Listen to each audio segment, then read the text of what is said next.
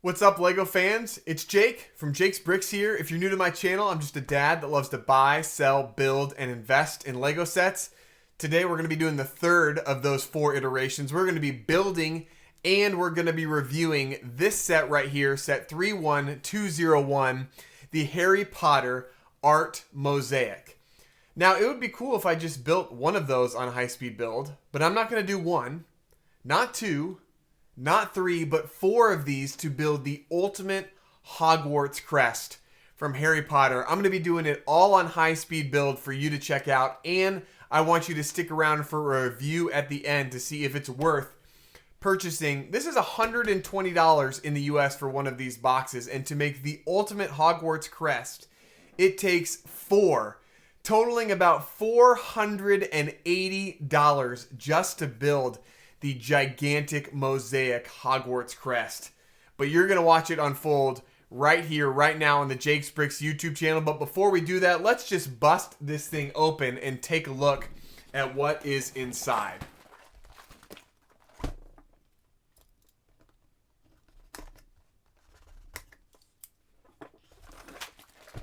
All right, here we go.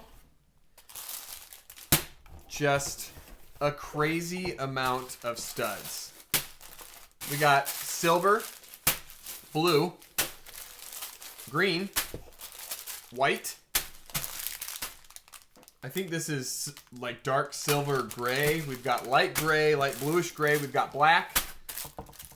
We've got a few like, I don't know, pastel colors. Red, light green, turquoise. Another few pastel colors. The separator. Dark red, and gold. We're going to be opening 4 of these for you to watch, but here's what you're going to do right now. You are going to check out the high-speed build and stick around for a review at the end.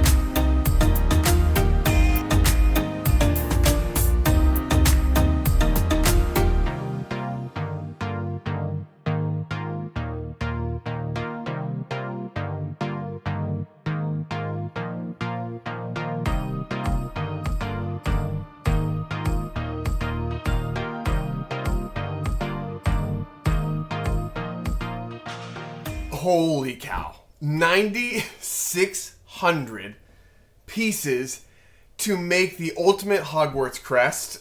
You probably saw my wife actually was helping me. She was the second set of hands in there for the last 2 sections.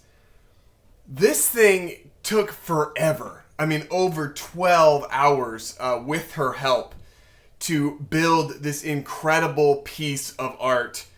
The largest Lego set I've ever built, based on piece count, that is.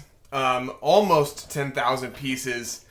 And I'm sure you're dying to take a look at what this thing looks like. So here you go. I'm going to give it to you right now in its full glory. Here is the Hogwarts Crest. Look at that thing. Fantastic. It is enormous. Oh my goodness. Oh, it weighs a ton. I mean, my thumbs are bleeding. There's just these mosaics. These art pieces are amazing to look at. Like right now, if I'm looking right here in front of me, they do not look all that impressive. And all you got to do is just step back and take a look at what you've built and what you've done. And it is 100% worth it. Now, let me give you my thoughts in a review, okay? Obviously, these are not that fun to build. You are literally just making your thumbs calloused after hours and hours of putting individual studs into their place. Obviously, it's an amazing art piece when it comes together. I love them. I've got the Iron Man and the Darth Vader behind me. And as far as this set goes, compared to those two, I actually don't think it shakes up that well. I think the Darth Vader is one of my favorites just because of how they illuminated the right side of his helmet with the lightsaber. The Iron Man looks really cool. They've got the full arm extended. This is it's just a Hogwarts Crest. If they had a huge mosaic of like a wizard battle inside of the Harry Potter scene, or some sort of fight between Voldemort and Harry Potter, something like that, I think would have been way more impressive to me. And I would have been much more likely to display it up on my wall. But to be honest, it's just a Hogwarts Crest with a couple images of a lion, a serpent, I think it's a hedgehog for Hufflepuff, and then a raven for Ravenclaw. I'm not all that impressed with this specific mosaic art display. And considering, like, if you're buying 4 of these, you're at $480 here in the US. You can buy literally any single Lego set on the market for that price, except for the Roman Colosseum. I think every other Lego set is in that price range. And if you're going to be paying $480, Hogwarts Castle, Diagon Alley, Disney Castle, Ninjago City Gardens, like, those are all way more impressive sets. To me, the build experiences are better. I don't even know if I'm going to end up displaying this one. I might actually end up selling it used, which I think, if I could say so myself, these used are probably the only Lego sets that could potentially fetch more money because of how intense they are to build, and they're more like pieces of art. So, what would I review this set as? I would probably give it a 6.1. 6.1, which is a pretty low score, probably my lowest score for a Lego set to date. And that's purely because you're spending $480 for a pretty basic and tedious build experience. And this one really, in my mind, personally, doesn't display all that well.